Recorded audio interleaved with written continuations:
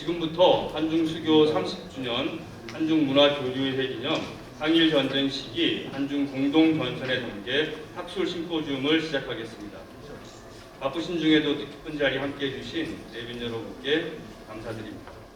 사회를 맡은 저는 근현대사 기념관 학예실장 장원석입니다.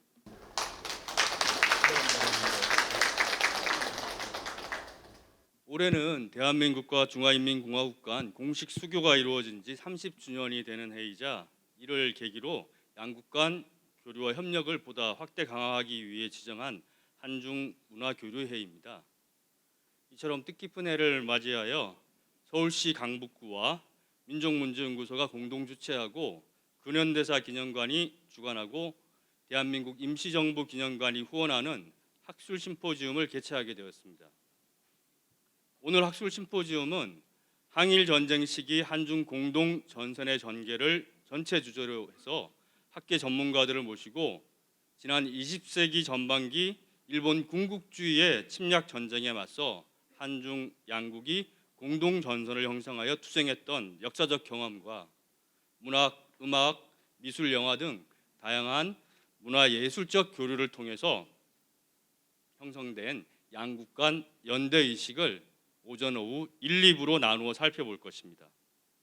그럼 식순에 따라서 먼저 국민대례를 하도록 하겠습니다. 모두 자리에서 일어나 단상에 있는 국기를 향해 주십시오. 국기에 대하여 경례.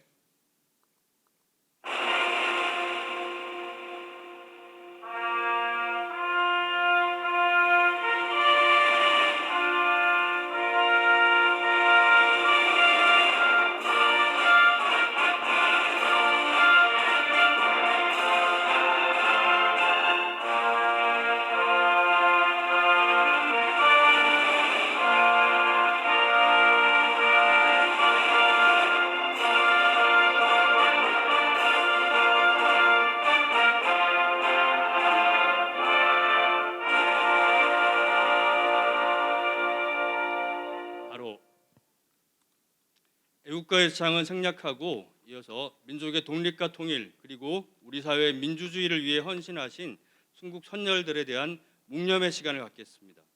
일동 묵념.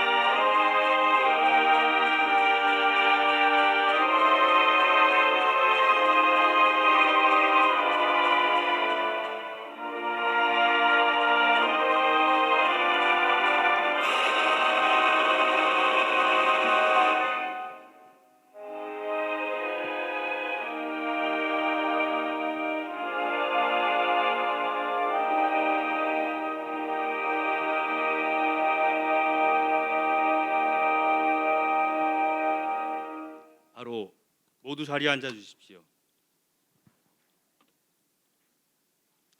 먼저 민족문제연구소 함세웅 이사장님께서 개회사를 하시겠습니다. 함세웅 이사장님 큰 박수로 맞아 주십시오.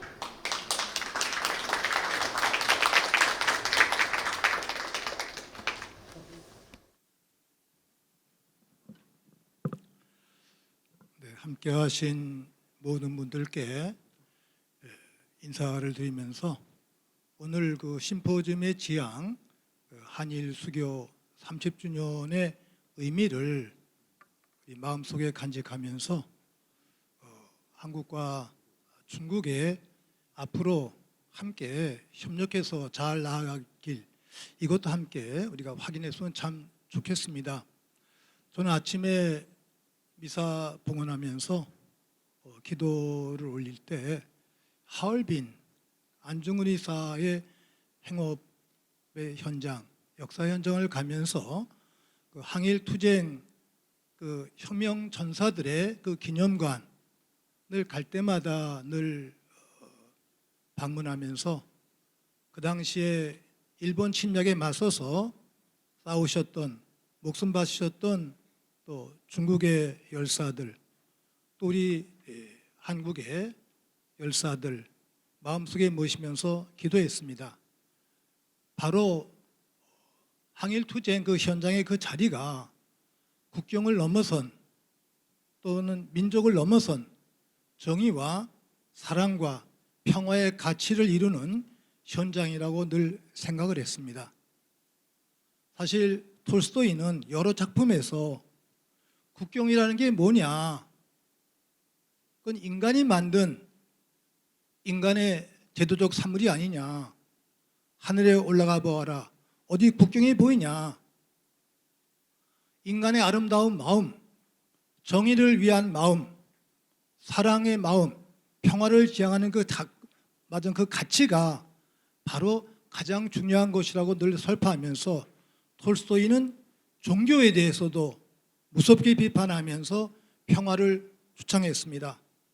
오늘 우리 한중수교 30주년 우리 많은 전문가 또 학자들께서 말씀해 주시겠습니다만 이러한 그 과거의 행업, 아름다운 과거를 잘 생각하고 정리하는 것이 바로 기도고, 바로 그 기도의 기초에서 현실을 성찰하고 그리고 아름다운 미래를 이끌어 나가는 것, 이것이 바로 평화를 지향하는 인간의 소명이 아닌가 이렇게 생각하면서 여러분들 함께 하신 모든 분들의 영육간 건강을 기원하고 오늘 특히 이 자리에 함께 해주신 우리 중국 대사님과 중국 모든 인민들 마음속에 품으면서 온 지구 살리기, 생태계 살리기까지 우리가 지향하면서 평화를 위해서 함께 노력하겠습니다.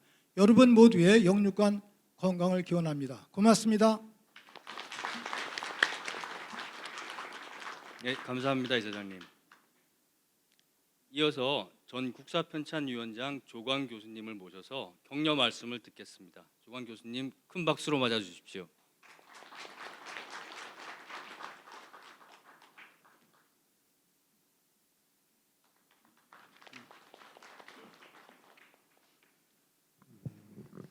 올해는 한국과 중국이 국교를 재개한 지 30주년이 된 해입니다.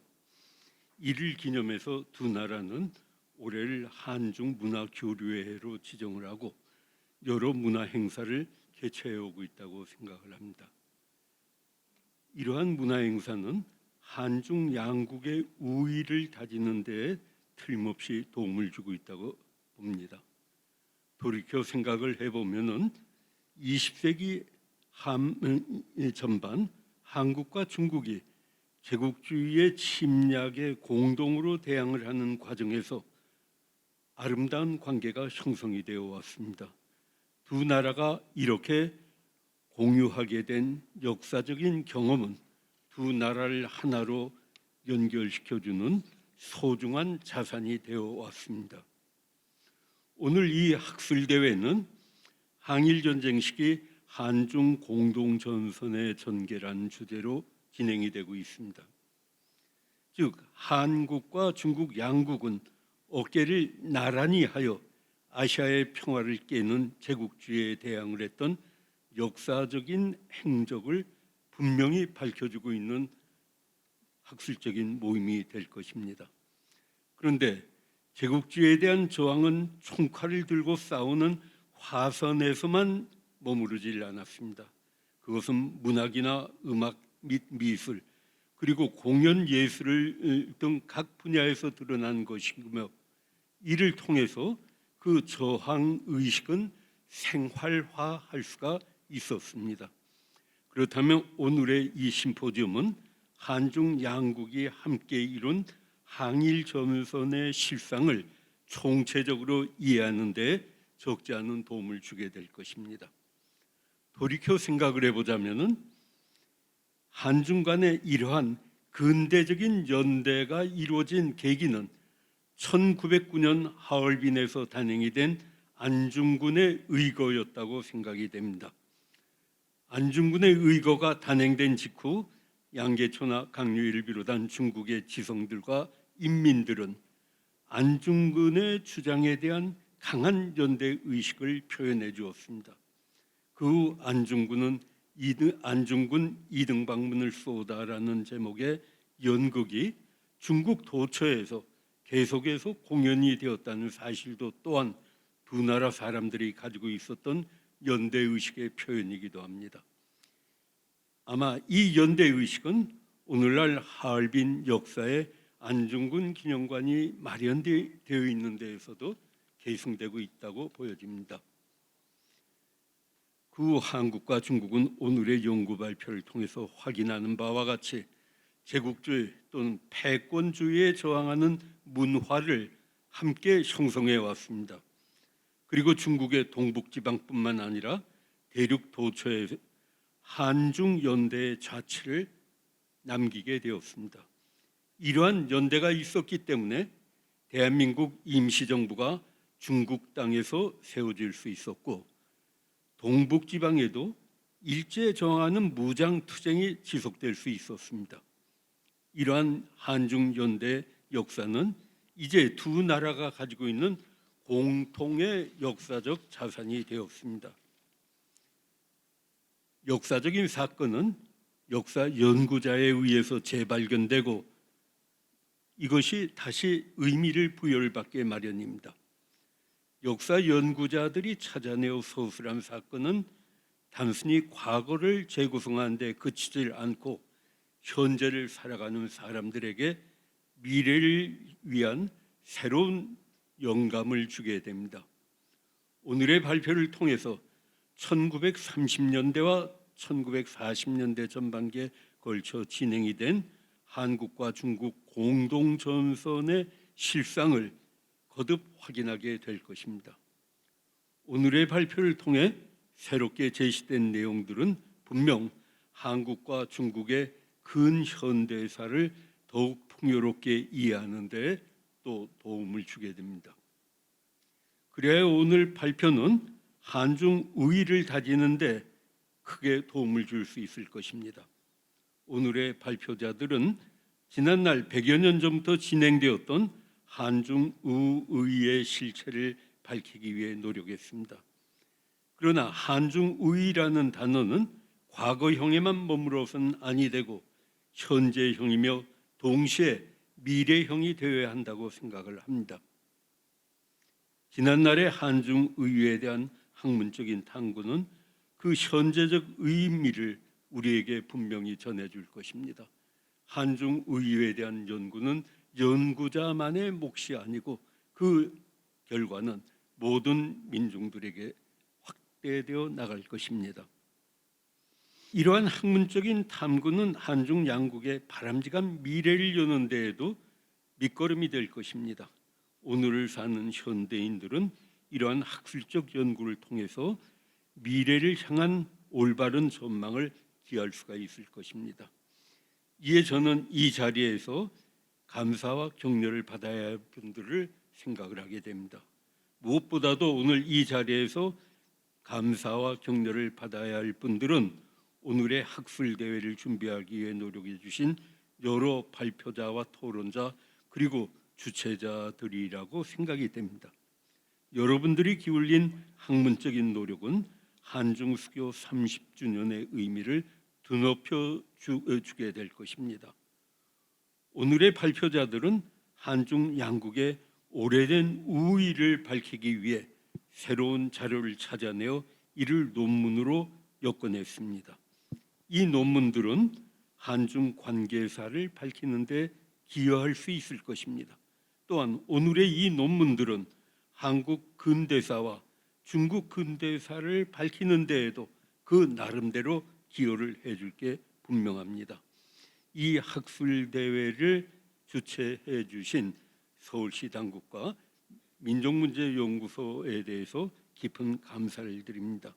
그리고 이 학술대회 발표의 장소를 제공해 주신 대한민국 임시정부 기념관에 대해서도 아울러 고마움을 표하고자 합니다.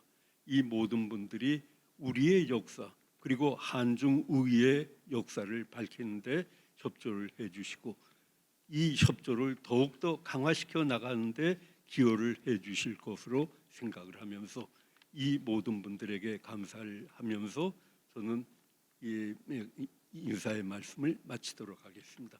대단히 감사합니다. 네, 감사합니다, 조광희 소장님. 오늘의 학술 심포지움의 학술적 의의를 상세하게 이렇게 잘 짚어주셨습니다. 다음은 축사 순서입니다. 축사를 해주실 분은 그 한중 수교 30주년을 맞이해서 양국 간 우호 협력 관계를 한층 발전시키기 위해서 항상 힘쓰시고 계시는 싱하이밍 주한 중국 대사님입니다. 큰 박수로 맞아주십시오.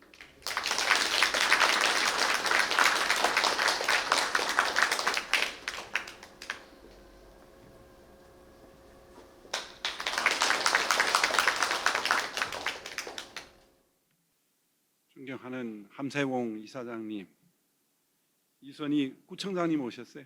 구청장님도 오기로 했는데, 그리고 박홍근, 김경현, 천준호 의원님도 오기로 했는데 오늘 국정감사 때문에 못 왔습니다.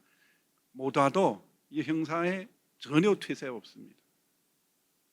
우리는 중요한 분들 모시게 돼서 같이 모여서 중요한 행사하니까 매우 기쁩니다. 김희근 관장님도 고맙고 내빈 여러분 안녕들 하십니까? 중한 수교 30주년과 중한 문화교류의 해를 기념해서 항일 전쟁 시기 우리 양국 공동전선이 전개 학술 심포지움에 이렇게 참가하게 돼서 매우 기쁩니다. 우리 중국 대사관 대표해서 행사 순조롭게 성공 개최를 축하드립니다. 그리고 올해 기간 양국이 우호를 위해 애써 주신 한국 각계 우호 인사들께 감사를 드립니다.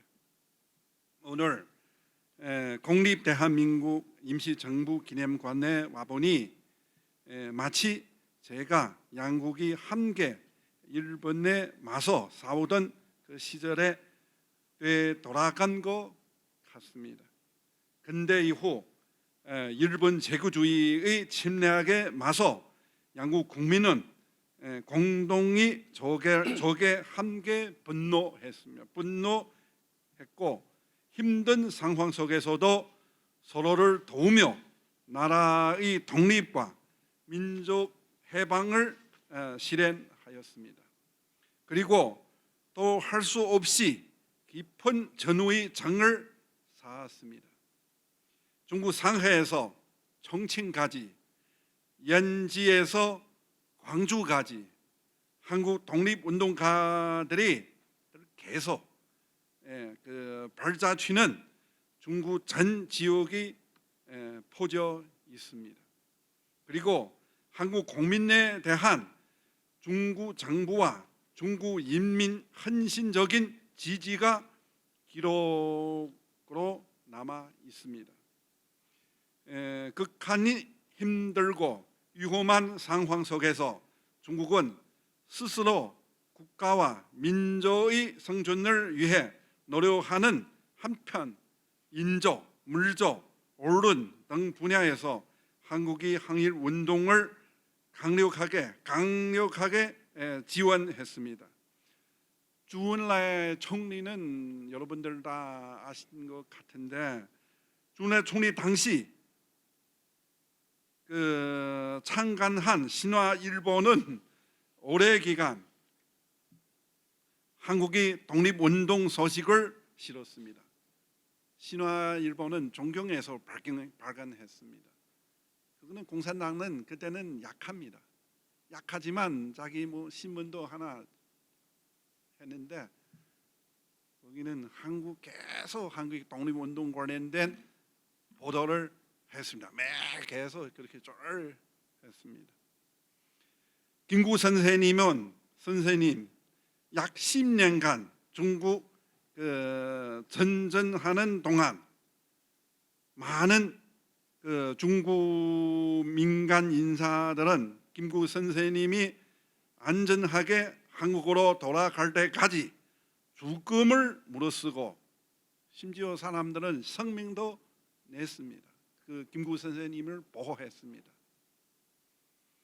총경이 대한민국 인십정부 여태에서 윤봉길 의사를 기념하는 상해의 매헌가지, 그리고 시안이 광복군 주둔지 여태에서 할빈이 안중근 의사 기념관까지, 이는 모두 세계인들에게 당시의 감동적이고 눈물겨운 역사를 보여주고 있습니다.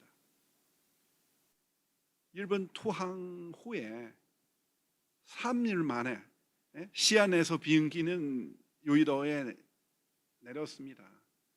중국에서 왔습니다. 중국이 도움이 없이 그렇게 안 됩니다. 이렇게 서로 돕고 서로 의존하는 중요한 정신은 양국 선열들이 우리에게 남기신 소중한 유산이며 중한 관계를 발전시키는 무궁무진한 동료이기도 됩니다. 수교 이후 30년 동안 중국과 한국은 서로를 지원하고 그 전략적 협력 동반자 관계가 지속적으로 공고해졌습니다. 또 경제 및 무역 협력은 경제는 이미 그 연간 3,600억 달러를 무역액은 그렇게 도달했습니다. 작년에. 올해는 아마 4,000억 불 되지 않을까 하는 것인데, 이것은 한미, 한일, 한유럽 합치는 숫자입니다. 한중 하나만 해서 얼마나 우리끼리는 또 가까웠고 또 중요한가를 충분히 말해주고 있습니다. 천만 명 시대에 진입하는 우리 그 양국 민간 교류, 코로나 전에 해마다 1,200만 명 교류했습니다. 코로나 때문에 부진하지만 내년에 또 기대할 볼만합니다. 현재 국제 정세는 정세에 많은 변화가 발생하고 있습니다. 미국은 패권적 지위를 고수하기 위해서 우리 그 한반도는 냉전이 철막을 다시 내려오지 않을까 지금은 우려합니다. 일본은 한반도 정세에 편성해서 개헌의 야심을 실행하려 하고 있습니다. 우리 중한 양국은 한반도 정세를 뒤흔들고 지역의 평화와 안정을 해치는 이러한 용력을 경계해야 하지 않을까 하는 것입니다. 개헌하면 아주 유효합니다. 그러나는 사실 미국은 일본 하라 하지만 나중에 진짜 그렇게 돼버리면 일본 제일 우파들은 반미입니다. 반중보다 반미입니다. 조심해야 합니다. 그리고 상호 의존의 정신으로 패권주의를 강군 정세에 반대하고 지역의 평화 발전이 대국을 수호하기 위해 힘을 모아야 합니다. 얼마 전에 우리 중국에서 당 제24 전국대표대회가 성공적으로 개최했습니다. 중국이 향후 5년 내지 또 긴 기간의 발전 방향이 제시했습니다. 항일을 위해 그 협력부터 전략적 협력에 이르기까지 우리 그 중국은 시중 일관 한국과 함께 양국이 자유 해방과 공동 발전을 위해서 끊임없이奔투했고 앞으로도 그렇게 하겠습니다. 새로운 출발점에서 중국은 한국과 함께 평화, 발전, 공정, 정의, 민주, 자유의 인류 공동의 가치를 견지하고 현대화 강국 발전이 새로운 이익을 함께 나누길 바랍니다. 그리고 양국의 평화와 안정과 지역의 번영에 또 큰 공헌을 하기를 바랍니다. 솔직히 말씀드리면 우리 한중은 우리 이웃입니다. 수천 년 동안 서로 돕고 이끄는 이웃입니다. 친하게 지내야 합니다. 공자님은 근자열, 원자래 하셨습니다. 근자열, 이웃은 서로는 기쁘게 해줘야 하는 것입니다. 그래야 자기도 편합니다. 근자열. 원자래는 먼데 오셔서 환영합니다. 여기 오늘 한중은 현실적으로 이도 아주 겹쳐 있고 전통적으로 육사도 서로 돕고 이끌고 왔습니다. 그렇기 때문에 우리는 친하게 지내시고 또 양국 관계보다 한 단계 발전시키기 위해서 같이 노력했으면 이런 행사를 통해서 다짐해서 그렇게 추진하면 얼마나 좋을까 하는 것입니다. 여러분 잘 부탁합니다. 고맙습니다.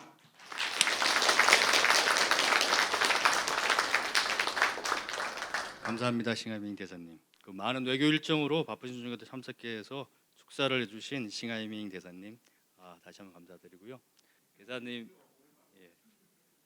한중 역사에 대한 해박한 지식과 실무적인 걸 바탕으로 해서 향후에 이 한중 관계가 새로운 도전과 기회를 맞이하고 있는 이 시점에서 이 한중의 우호 협력이 동아시아 지역 평화, 공동 번영 그리고 나아가서 세계 평화의 밑바탕이 될 수 있도록 많은 힘써 주시기 바랍니다. 다시 한번 싱하이밍 대사님께 큰 박수 부탁드립니다.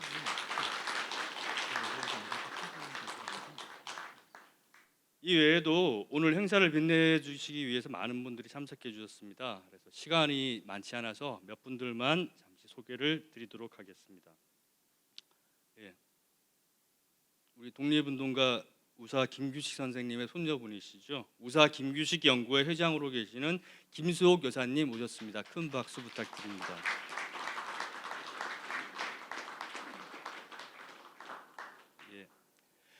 민족문제연구소 임헌영 소장님 모셨습니다.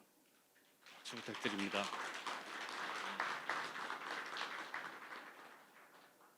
신흥무관학교 기념사업회 상임대표이시고 우리 이번 행사를 주관한 근현대사 기념관 관장으로 계시는 윤경로 관장님 모셨습니다. 그리고 조금 이따 기조 강연을 하시겠지만은 전 독립기념관장을 맡으셨던 이준식 관장님 모셨습니다. 그다음에 임종국 선생 기념사업회 장병화 회장님 모셨습니다.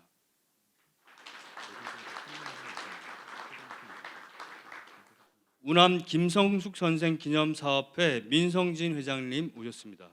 민성진 회장님 화환도 보내주셨네요. 감사드립니다.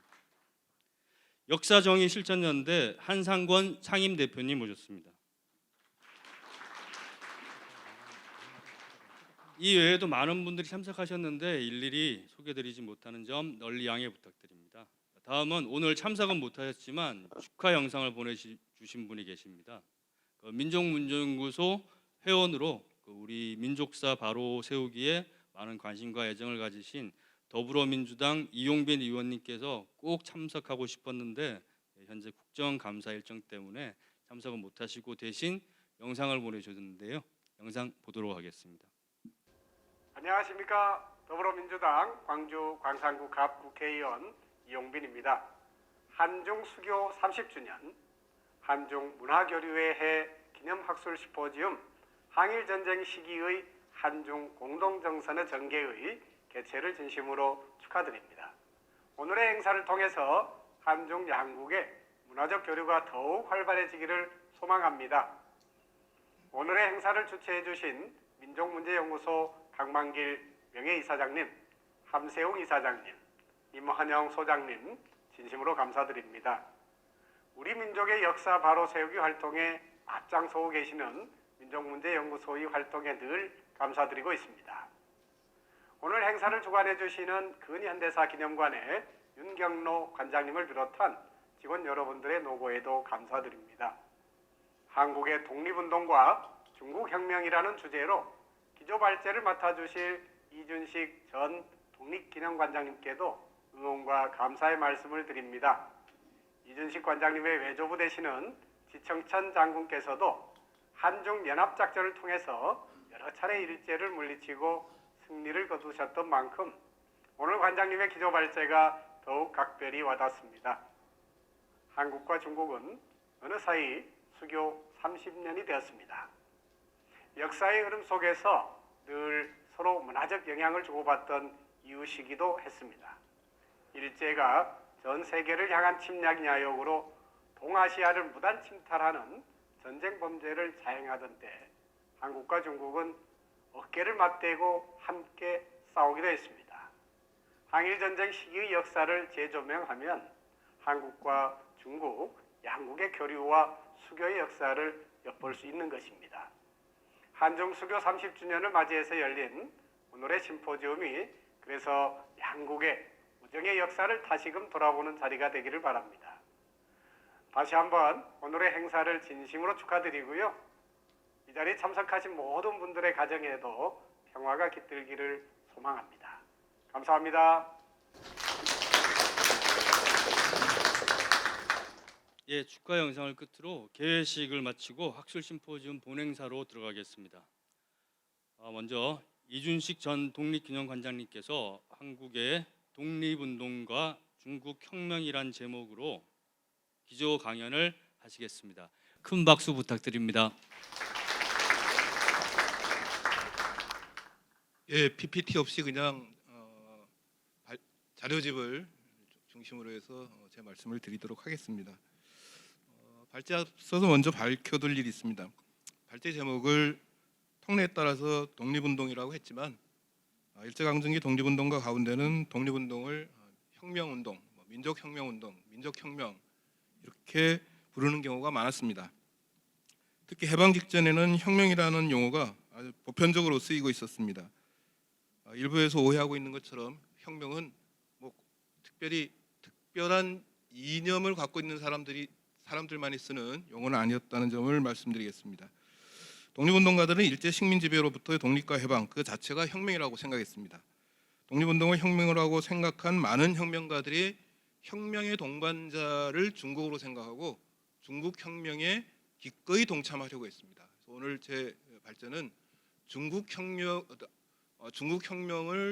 한국 독립을 위한 굉장히 좋은 기회라고 생각하고 중국 혁명에 기꺼이 참여하고 심지어는 목숨까지 바친 사람들의 이야기입니다. 중국 혁명은 1911년 신해혁명부터 시작해서 1949년 국공내전에서 중국 공산당이 승리하면서 중화인민공화국을 세우기까지 일련의 과정을 모두 아우릅니다. 1945년 8월 15일부터 1949년까지의 4년을 제외하면 중국 관내 지역의 독립운동가 또는 만주의 독립운동과 중국혁명은 중국이라는 같은 공간에서 같은 시기에 진행되었습니다. 독립운동과 중국혁명이 서로 얽혀 있었던 셈입니다. 독립운동을 하면서 중국혁명에도 기꺼이 참여하려고 한 사람들에게는 양자가 하나처럼 여겨졌을지도 모를 일입니다. 그래서 오늘 발제에서는 독립운동과 중국혁명을 하나로 생각하고 양자에 모두 헌신한 사람들의 이야기를 하려고 합니다. 발단은 중국 광동성 성도인 광저우시에 있는 광주기 열사 능원에서 시작하려고 합니다. 1927년 중국 공산당이 주도한 광주기, 한국에서는 광주봉기라고 흔히 부르죠. 광주봉기라고 읽겠습니다. 광주봉기에 참가했다가 희생된 5,700여 명의 열사를 추모하는 시설이 광주기 열사 능원인데 이 광주 열사 능원이라는 건 우리로 치면은 국립공원에 해당하는 겁니다. 여기에 이 능원에 한국과 관련된 조선인과 관련된 두 개의 시설이 있습니다. 하나는 합동묘역이고요. 이 광주기에서 희생된 5,700여 명을 한 무덤에 안장을 했습니다. 근데 그 가운데 상당수의 조선인들이 포함되어 있는 것으로 알려졌습니다. 숫자는 정확하지 않지만 200명, 250명, 150명 정확한 자료가 있지 않아서 숫자는 정확하지 않지만 상당수의 한국인들이 이 묘에 안장이 되어 있고요. 또 하나 중요한 시설이 중조인민혈의정이라는 정자입니다. 이 정자에 비석이 세워져 있는데 이 비석의 내용을 한번 읽어보겠습니다. 1927년 12월 12일 광주의 노동자계급과 혁명병사는 중국 공산당이 지도 아래 장렬한 무장봉기를 결행했다. 봉기에 참가한 혁명병사 가운데는 조선 청년 150여 명이 있었다. 그들은 중국의 전우와 함께 정의의 깃발을 높이 들고 어깨를 나란히 하고 싸웠다. 마지막에는 사하의 전투에서 진지를 굳게 지키며 대부분이 영웅적으로 희생되어 무상계급의 위대한 국제주의 정신과 두려움 없는 혁명 영웅의 기계를 보여줬다. 광주기에서 희생된 조선 동지는 영원토록 불멸하리라. 중조 양국 인민의 전투적 우위는 영원하리라. 아마 이때 조는 아마 북조선을 가리키는 것으로 보입니다. 당시 한국과 수교 이전이기 때문에 당시 북한의 부수상이었던 최용건이 이 광주기 참여자였거든요. 최용건이 중국을 방문하는 것을 계기로 해서 중국 정부에 강력하게 요구를 했고 중국 정부가 그것을 받아들여서 이 중조인민 혈의정을 세우고 비석을 세운 것으로 알려졌는데 그래서 광주기 당시 중국인과 조선인이 같이 싸웠다는 사실을 기념하는 비석을 세운 것은 굉장히 높게 평가할 만한데 근데 안타깝게도 이 비석에는 왜 조선인들이 기꺼이 목숨까지 바쳐가면서 광주기에 참여했는지에 대한 동기는 빠져 있습니다. 그냥 국제주의만 얘기를 하고 있습니다. 중국 입장에서 세운 비석 이렇게 이해하면 될 것 같은데요. 저는 다시 말씀드리겠지만 광주기에 참여한 조선인 혁명가들이 단순히 중국 혁명을 위해서 참여했다기보다는 조선혁명을 위해서, 조선의 독립을 위해서 참여했다고 보는 것이 맞다고 생각을 합니다.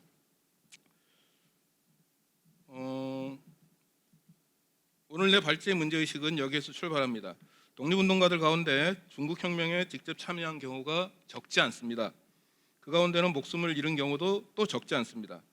중국에서는 이들의 활동과 희생을 중국혁명을 위한 것이라고 지금 적고 있습니다. 반면에 한국에서는 거칠게 나누자면 중국 국민당과 관련된 중국혁명 참여만 독립운동의 일환으로 인정을 하고 중국 공산당과 관련된 중국혁명 참여는 독립운동의 일환이라는 사실을 아예 인정하지 않거나 굉장히 소극적으로 인정하고 있는 것이 현실입니다.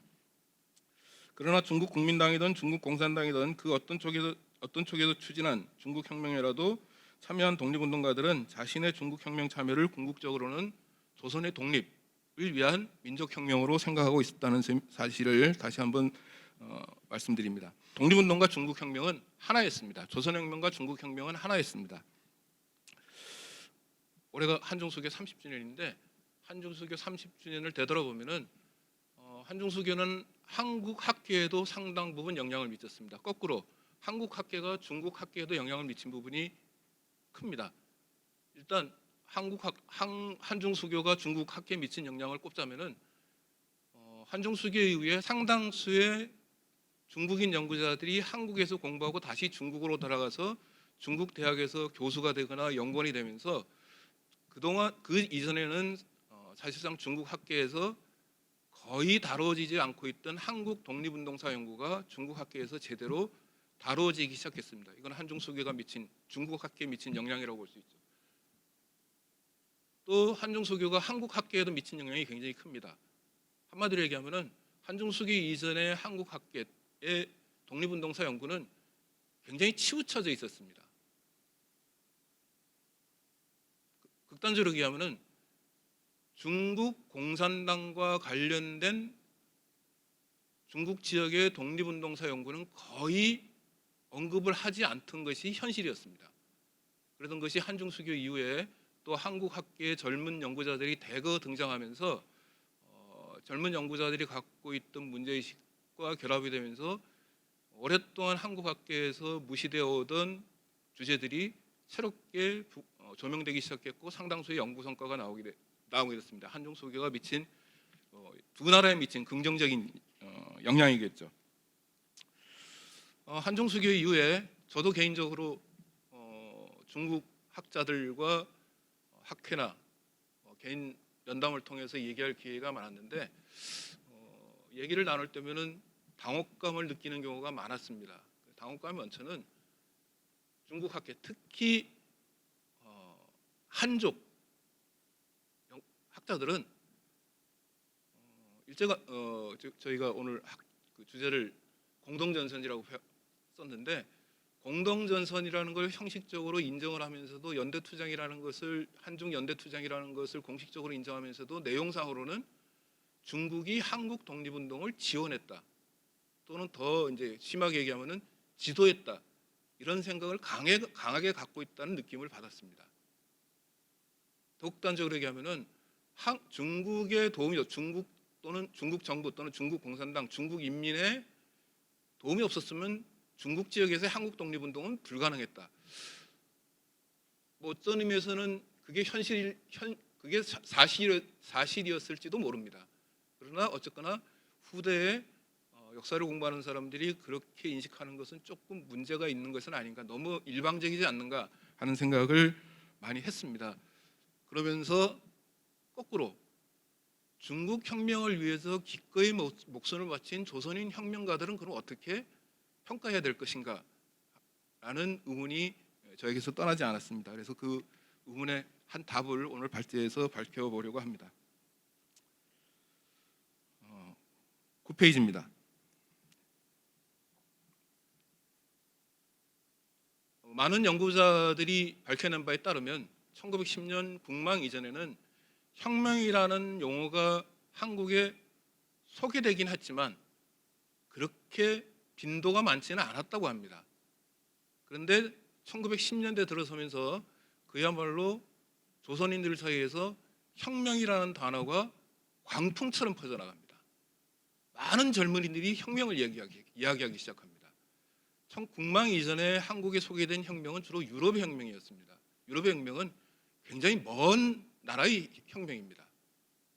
우리에게 직접 와닿지 않는 혁명인데 1910년대 이후에 왜 한국 조선의 젊은이들이 혁명이라는 말에 그렇게 열광을 했냐면 바로 1911년에 일어난 신해 혁명의 영향이라고 저는 생각합니다. 거기다가 반드시 아시아에 해당되는 것은 아니지만 1917년 러시아에서 일어난 볼셰비키 혁명이 또 한 번 큰 영향을 미칩니다. 그래서 1910년대 들어서 조선의 젊은이들이 기꺼이 혁명가가 되려고 하려는 움직임을 보이기 시작합니다. 제가 자료집에 많이 몇 번을 소개해놨는데 그야말로 중국에서 신해혁명이 일어났다는 얘기를 듣고 공화혁명이 일어났다는 얘기를 듣고 피가 들끓었다. 그래서 신해혁명이 미친 영향은 저는 두 가지로 볼 수 있다고 생각을 합니다. 하나는 신해혁명을 계기로 중국에 망명하는 애국지사들이 크게 늘어났습니다. 물론 그 이전부터 만주로 망명하는 애국지사들이 있긴 있었지만 그래서 신흥무관학교를 1911년에 세우긴 했지만 중국 관내 지역으로 망명하는 애국지사들의 경우에는 아마 신해혁명이 가장 큰 영향을 미치지 않았을까 그런 생각을 합니다. 상당수의 애국지사들이 신해혁명의 영향을 받아가지고 중국으로 망명을 했습니다. 오늘 참석하신 김숙 여사님의 증조부 되시죠? 조부 되시나요? 김규식 선생님도 신해혁명 소식을 듣고 망명을 결행했거든요. 상당수 1910년대에 많은 젊은이들이 중국으로 망명해서 독립혁명가의 길을 걷게 되는 계기가 신해혁명을 통해서 마련됐다는 것이 첫 번째고요. 두 번째로는 신해혁명이 공화혁명이었다는 사실이 중요합니다. 1911년에 신해혁명이 일어났고 1917년에 중국에서 활동하던 독립운동가들이 대동단결 선언이라는 것을 발표합니다. 대동단결 선언을 통해서 이제 나라의 주권이 민에게 있다. 대한제국처럼 황제에게 있는 것이 아니라 민이 나라의 주인이라고 선언하게 되는데 이때 대동단결 선언에 참여한 사람들은 다는 아니지만 거의 대부분 아마 신해혁명의 영향을 받았을 것으로 생각을 합니다. 그리고 1919년 상하이에서 대한민국 임시정부가 출범하면서 대한민국 임시현장에 민주공화제라고 선포합니다. 공화국을 선포하는 거죠. 역시 신해혁명의 영향이라는 것을 쉽게 짐작할 수가 있습니다. 그러면은 한국의 독립운동이 신해혁명으로부터 그럼 중국혁명으로부터 일방적으로 영향만 받은 것인가? 저는 거꾸로 조선혁명이 중국혁명에 영향을 미친 바도 크다고 생각을 합니다. 첫 번째, 1919년 3월 3.1은 혁명이 일어났을 때 3.1 혁명에 대해서 혁명이라고 인정한 최초의 사람들이 중국의 혁명가들이었습니다. 중국의 혁명가들이 3.1 운동, 조선에서 독립선언과 만세 시위가 일어났다는 소식을 듣자마자 보인 첫 번째 반응이 뭐냐면은 세계 역사상 유례가 없는 혁명이다. 중국 혁명가들, 순원이 대표적이죠. 중국의 혁명가들이 혁명이라고 인정을 했습니다. 그러면서 과거에는 중국의 속국이었던 조선에서 이런 움직임이 일어난 데 대해서 깜짝 놀랍니다. 그러면서 중국 사람들은 뭐 하고 있는가? 제국주의 침략 앞에서 꼼짝 못하고 있는 중국 사람들은 뭐 하고 있는 것인가? 중국 사람들의 반성을 촉구하는 글을 당시 중국의 혁명적 지식인들이 많이 발표를 합니다. 그 연장선상에서 나온 게 바로 오사운동이라고 저는 생각을 합니다. 뭐 오사운동과 3.1 혁명의 관계에 대해서는 뭐 많은 얘기가 있는데 상당 부분 오사운동은 3.1 혁명에 영향을 받은 것은 아닌가 생각을 합니다. 그것을 보여주는 한 사례를 제가 적어놨는데 아까 뭐 중국 대사님의 축사에서도 주울레 총리를 잠깐 얘기했으니까 주울레의 사례를 들어서 잠깐 얘기를 하겠습니다. 주울레는 1919년 일본 유학을 마치고 중국으로 돌아갑니다. 근데 돌아가는 귀환로를 특이하게 잡습니다. 당시 일본에서 중국으로 가는 가장 빠른 길은 나가사키 가가지고 상하이 가는 배를 타는 게 가장 짧은 노선입니다. 근데 주울레는 특이하게도 부산으로 가는 배를 탑니다. 시모노스키로 가서 부산행 배를 타고 부산에서 경부선을 타고 서울에 도착했다가 서울에서 다시 경의선을 타고 압록강을 건너가는 그런 특이한 노정을 잡습니다.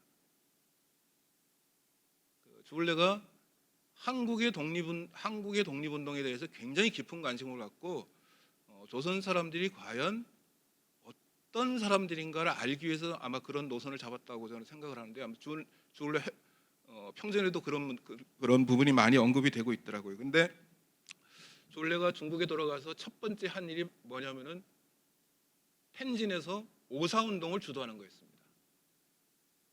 그리고 나중에 주울레의 부인이 되는 등용초도 역시 텐진에서 오사운동을 주도하고 있었는데 흥미로운 것은 주울레와 등용처가 오사운동의 일환으로 안중근이라는 연극을 공연했다는 겁니다. 등용처는 여자인데 남장을 하고 안중근 역할을 맡았고요. 주울레는 무대 연출을 맡았다고 합니다. 그래서 안중근이라는 연극이 당시 중국의 학생들에게 굉장히 큰 감명을 주었다. 뭐 이런 이야기가 나올 정도로 주울레와 등용처는 안중근이라는 인물로 상징되는 한국의 독립운동에 굉장히 깊은 관심을 갖고 있었고 실제로 그 이후 주울레 행적을 보면은 오늘 뭐 주울레 얘기는 더 이상 길게 안 하겠습니다. 주울레의 행적을 보면은 1945년 8월 15일 우리가 일제히 식민지배로부터 해방된 때까지 지속되었던 것으로 보입니다. 주울레가 황포군관학교 아까 광주 봉기의 주역이 황포군관학교 출신이 많은데요.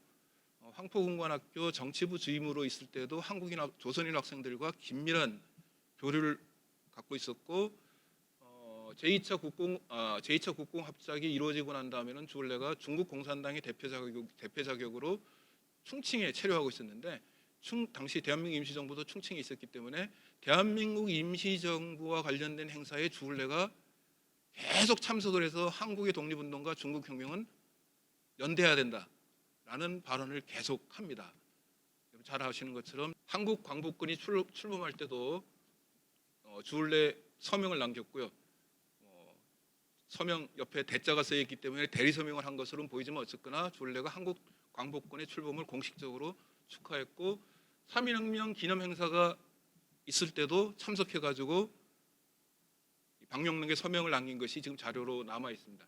기타 뭐 여러 가지 행사를 통해서 한중연대, 중한연대를 계속 강조를 해왔습니다. 그래서 제가 보기에는 중국 공산당의 지도자 가운데 한국 독립운동에 대해서 가장 우호적인, 가장 이해가 깊은 사람이 아마 주울레가 아니었을까 싶습니다. 기록에 따르면은 해방 이후에도 대한민국 임시정부 요인들이 귀국할 때 중국 공산당의 최고 지도자인 마오쩌둥과의 모택동과의 면담도 주선하고 마오쩌둥이 귀국하는 임시정부 요인들을 위해서 만찬도 베풀도록 했다는 그런 기록이 남아 있습니다. 신해혁명의 영향 아래 일어난 3.1혁명은 한국인만의 사건이 아니라 중국에도 영향을 미친 동아시아의 사건이었습니다. 어떤 의미에서는 중국혁명이 식민지 조선으로 흘러들어갔다가 다시 중국으로 환류한 사건이었다고 저는 생각을 합니다. 한국 독립운동의 기본 이념은 잘 아시는 것처럼 민족주의입니다. 근데 당시 독립운동가들은, 민족혁명가들은 민족주의와 국제주의를 배타적인 것으로 생각하지 않았습니다. 민족주의와 국제주의의 공존을 도모했습니다. 흔히 민족주의와 국제주의는 서로 상호 배타적일 것이라고 생각하는데 그렇지 않고 오히려 국제주의적인 인식을 굉장히 강하게 드러났습니다. 제일 마지막 문단입니다. 조선의 독립을 세계 평화와 인류 행복으로 이어서 생각하는 것은 기미독립선언서에서도 잘 나타나 있고요. 1919년 4월 임정이 출범할 때 대한민국 임시헌장에도 그대로 구현이 되었습니다. 대한민국 임시헌장 제7조의 인류 문화 및 평화의 공헌이라는 구절이 바로 그것입니다. 임정은 민족 구성원 모두가 평등한 국가만을 제항한 것이 아니라 여러 민족과 국가의 평등과 수평적 연대를 지향하겠다고 밝혔습니다. 독립운동은 출발부터 배회주의적인 태도를 배격하려는 의지를 분명히 했습니다. 보편주의에 입각한 수평적 국제연대를 일상적인 과제로 제기한 것이 한국 독립운동의 굉장히 중요한 특징이라고 저는 생각을 합니다. 1920년대 중반 이후 중국의 독립운동가들은 반일연대의 국제주의 지향을 구체적으로 실행해 나가기 시작합니다. 대표적인 보기가 1926년 중국 국민당을 이끌던 장제스가 주도한 북벌전쟁이었고 다음 해에 중국 공산당이 일으킨 광주 봉기입니다. 1926년은 제1차 국공합작이 성립된 시기입니다. 그 국공합작을 배경으로 해서 장제스가 북벌전쟁을 시도하는데 이때 북벌전쟁에 중국 광저우에 모여있던 조선인 혁명가들이 대거 참여합니다. 당시 일제정보문서에 따르면 광저우에 거주하는 조선인 혁명가가 405명이었는데 그 가운데 91명이었다라고 되어 있는데 실제로 그 숫자는 더 많았던 것으로 보입니다. 대개 실제로 북벌전쟁에 참여했던 사람들의 회고를 통해서 보면은 한 200명 내지 300명의 조선인들이 북벌전쟁에 참여한 것으로 보입니다. 북벌전쟁은 중국혁명의 일환으로 이루어진 건데 왜 조선인들이 남의 나라 혁명에 그렇게 적극적으로 참여하려고 했을까? 그것은 여러 차례 말씀드린 것처럼 중국혁명이 곧 조선혁명이라고 생각했기 때문입니다. 중국혁명이 조선의 민족혁명이라고 생각했기 때문이라고 저는 판단을 합니다. 그 밑에 쭉 여러 사람의 회고나 당시 언론 기사를 보도했고요, 적어놨고요. 하나만 인용을 해보겠습니다. 유명한 장지락, 김산이 회고록에 쓴 바에 따르면 군벌을 타도하기 위한 북벌전쟁 중 한국인 유형병들은 그 용감성과 뛰어난 통솔력으로 유명했다. 중국 장군들은 누구나 한국인에게 자기 부대에 들어와 달라고 요청했다. 대부분의 한국인들은 가장 훌륭한 군대였던 장발규의 철구군에 가담했다. 그 밖의 사람들은 주배덕군이나 정잠의 제6군과 행동을 같이 하여 난경을 점령했다. 북벌이 그렇게도 휘황찬란한 성공을 거둘 수 있었던 비밀의 열쇠는 뛰어난 정치 공작이 있었는데 한국인들은 주로 이 공작을 적극적으로 해냈던 것이다. 이렇게 회고를 했습니다. 김산이 회고가 조금의 과장은 있을지 모르지만 상당 부분 사실에 근거한 것이라고 저는 생각을 합니다. 그런데 제1차 국공합작이 깨지면서 장제스가 본격적으로 반공 정책을 표방하기 시작합니다. 중국 공산당을 타도하기 위한 여러 가지 움직임을 보이니까 중국 공산당이 1927년에 난창봉기와 광저우봉기를 연이어서 일으킵니다. 근데 난창봉기에도 조선인 혁명가들이 대거 참여했고 광주봉기에도 조선인 혁명가들이 대거 참여했습니다. 아까 말씀드린 것처럼 그 숫자는 정확하게 밝혀져 있지 않지만 희생자만 해도 200명, 250명 이런 주장이 있습니다. 이때 희생자들은 대부분 황포군관학교의 예비 학교의 학생들이기 때문에 정확한 기록이 남아 있지 않아서 숫자도 이름도 알 수 없지만 이 광주기기 당시 마지막까지 싸우다가 희생된 사람들이 조선인 혁명가, 조선인 청년 혁명가들이었다고 이렇게 알려져 있습니다. 조선인 혁명가들의 광주 봉기 참여에 동기대에 중국 학자들은 대체로 중국 공산당의 지도 아래 혁명 운동에 참가한 것으로 보고 있습니다.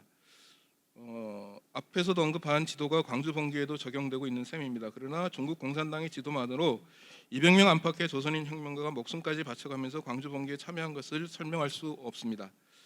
한편으로는 국제주의 원칙을 믿었기에, 다른 한편으로는 중국 혁명이 조선 혁명의 도화선이 될 것이라는 믿음이 있었기에 기꺼이 중국 혁명에 한 몸을 바쳤다고 생각이 됩니다.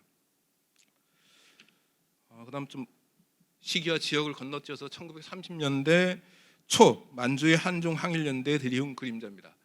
한편으로는 만주사변 이후에 한국독립군과 조선혁명군이 추진한 한중연대도 있었고, 또 중국 공산당 차원에서 이루어진 한중연대도 있었지만 1930년대 초 만주의 상황을 규정짓는 가장 중요한 단어는 반민생단 투쟁입니다. 민생단이라는 것은 일제히 주구들이 조선인들을 분열시키기 위해서 만든 친일단체인데요. 민생단이 별로 효과를 거두지 못하고 금방 소멸되고 맙니다. 그런데 당시 만주 지역의 중국 공산당에서는 민생단이 중국 공산당을 파기하기 위해서 만든 조직이고, 민생단의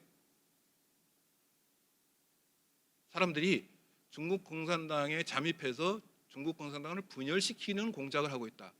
어떤 사람들이 분열 공작에 앞장서고 있는 것이냐? 조선 독립을 이야기하는 사람들이 바로 중국 공산당의 분열을 책동하는 사람들이다.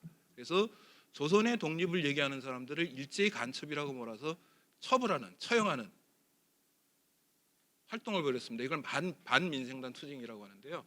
반민생단 투쟁으로 인해서 만주 지역의 조선인 혁명가들이 대거 숙청이 되고 희생이 됩니다. 특히 만주 그러면은 우리가 뭐 하나로 생각하기 쉬운데, 만주는 워낙 넓어가지고 대체로 보면은 동만, 남만, 북만을 나눠서 얘기하는 것이 현실적입니다.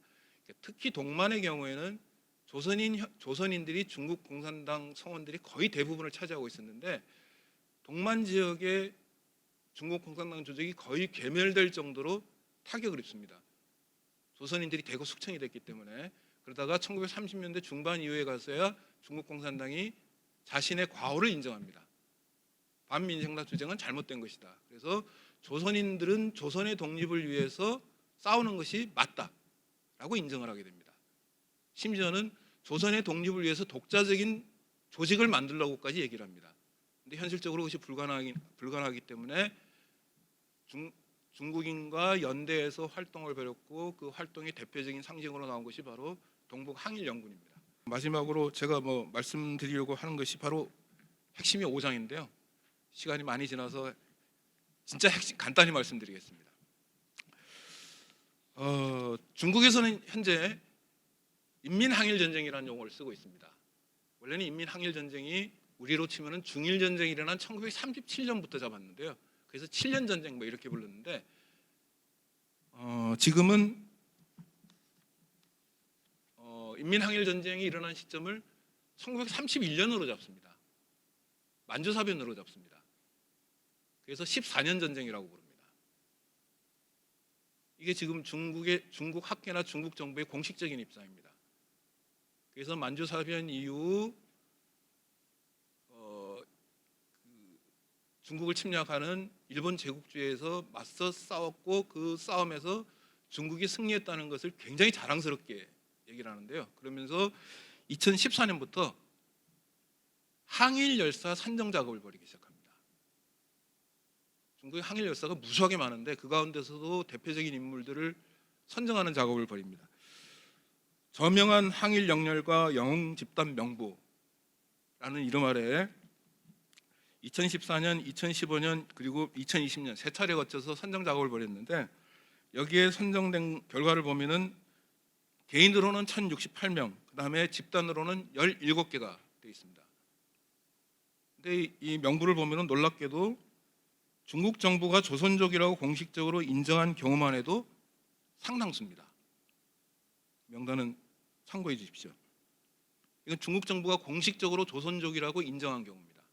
조선인이라고 인정한 경우만 그렇습니다. 실제로는 이보다 더 많았을 것으로 보입니다. 왜냐하면 항일 열사들 가운데 성을 보면은 조선인일 것 같은데 민족을 따로 표시하지 않은 경우가 많이 있습니다. 예를 들어서 김씨, 뭐 중국에도 뭐 금씨가 있긴 하지만 김씨 그러면 우리는 딱 한국 조선인을 연상하지 않습니까? 그러니까 조선 사람들이 많이 쓰는 성인데 민족이 따로 표기되지 않아서 파악할 수 없는 사람들까지 합하면 이 숫자는 더 늘어날 것으로 보이는데 이 가운데 이 중국 정부가 공식적으로 항일 열사라고 인정한 일본 제국 수에 맞서 싸우다가 희생된 열사라고 인정한 사람들 가운데 현재 한국 정부로부터 독립유공자로 인정받은 사람은 두 사람밖에 없습니다. 양림, 석정. 양림 본명은 김은이고 신흥공안학교 출신이고 중국 공산당 홍군에서 활동하던 인물이고요.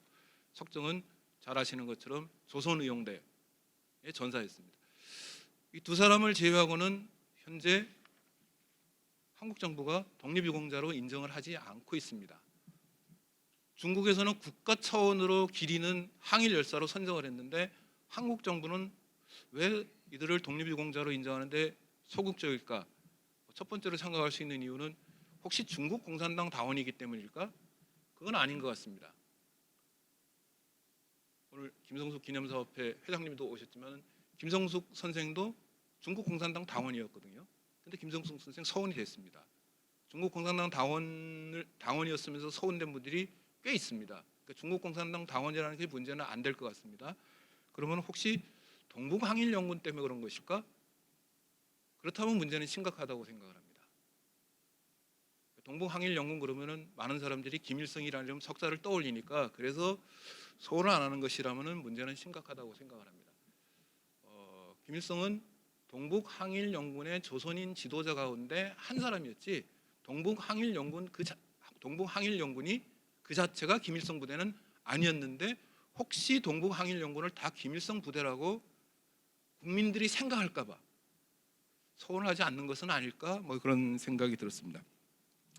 제가 적어놓은 명단 가운데 첫 번째, 세 번째 올라 있는 이용광, 허영식의 경우에는 당시 동북인민혁명군 또는 동북항일연군에서의 지위가 김일성보다 높았습니다. 이용광은 동북항일연군으로 개편되기 전에 동북인민혁명군 시절에 전사했는데 인민혁명군 시절에 이미 사장급이었습니다. 당시 김일성은 사장보다 낮은 지위인 정치위원이었습니다. 허영식은 사보다 높은 상급 부대인 군장이었습니다. 동북항일연군 군장이었거든요. 그리고 이용광은 주로 아까 남만, 동만, 북만을 나눠서 봐야 된다고 말씀드렸는데 이용광은 주로 남만 지방에서 활동을 했습니다. 김일성과 연계돼서 활동한 적도 없습니다. 허영식은 주로 북만 지방에서 활동을 했습니다. 잘 아시는 것처럼 허영식은 유명한 의병장 허위 집안입니다. 그래서 구미에 있는 민족문제연구소 회원들이 열심히 허영식 장군 서원을 추진했는데 비공식적으로 국가보훈처에서 동북항일연군이기 때문에 서원할 수 없다는 입장을 밝혔다고 합니다. 그래서 알아봤더니 공적심사위원회 안건으로 상정된 적도 없는 것 같습니다. 제가 공적심사위원회 관여하는 분한테 확인했더니 허영식이 안건으로 상정됐으면 내가 서운하자 그랬지 그런 말씀을 하는 거 보니까 허영식이 안건으로 상정된 것을 기억 못하는 거 보니까 실제로는 아마 국가보훈처 차원에서 사전에 그냥 서원이 안 되는 것으로 이미 결론을 내린 것은 아닐까 뭐 그런 생각이 듭니다. 마지막 문단만 있고 시간이 많이 지났기 때문에 마치겠습니다. 조선인의 주요 활동 공간이던 만주의 항일 열사를 기념하는 동북 열사 기념관이라는 곳이 있는데요. 동북 열사 기념관은 중국 국가 1급 기념관입니다. 그러니까 중국 기념관 가운데 급수가 굉장히 높은 기념관입니다. 이 동북 열사 기념관에 가보면은 수많은 항일 열사들이 기록되어 있습니다. 근데 안타깝게도 다 조선족이라고 표기되어 있습니다. 조선족으로 산 적이 없던 항일 열사들이 다 조선족으로 표기되어 있습니다. 저는 개인적으로 굉장히 안타까웠습니다. 이들은 조선혁명을 위해서 기꺼이 목숨을 바친 사람들인데 한국이 외면하는 사이에 어느새 중국의 역사가 되어버렸습니다. 중국 입장에서도 항일 열사는 자랑스러운 역사죠. 그런데 동시에 한국으로서도 굉장히 자랑스러운 역사인데 한국이 오히려 이런 자랑스러운 역사에 대해서 너무 외면하고 있는 것은 아닌가 하는 생각이 들었습니다.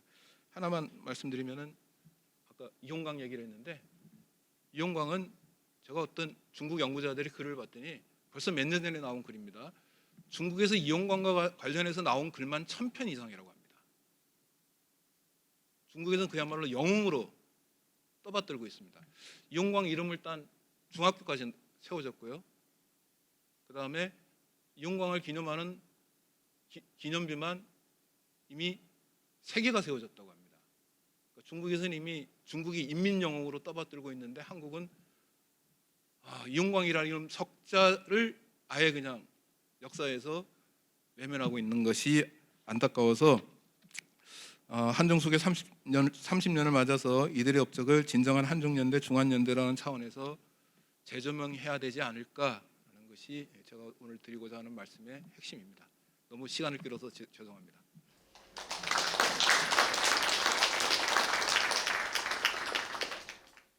감사합니다, 이준식 간사님.